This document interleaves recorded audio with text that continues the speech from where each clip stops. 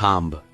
आत्ता जे टेन्शन तुझ्या मनात आहे ना, ते घेऊनच तू हा व्हिडिओ पाहतोयस हे स्वामी जाणतात. मग मी काय सांगतो ते नीट लक्ष देऊन ऐक.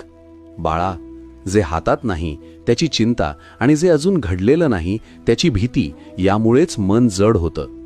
तू सगळं एकटाच सांभाळायचा प्रयत्न करतोयस, पण लक्षात ठेव, तू एकटा नाहीस. आज फक्त एवढंच कर, एक दीर्घ श्वास घे आणि मनात म्हण, स्वामी, आता हे तुमच्या चरणी. जो स्वतःला स्वामींच्या हवाली करतो त्याचं ओझं स्वामी स्वतः उचलतात. आणि बाळा, हा विचार मनाला थोडा जरी हलका वाटला असेल तर हा व्हिडिओ लाईक कर, अशाच टेन्शनमध्ये असलेल्या कोणासाठी तरी शेअर कर आणि मनातलं ओझं मनातली कॉमेंटमध्ये मोकळं कर.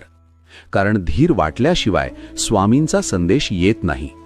श्री स्वामी समर्थ.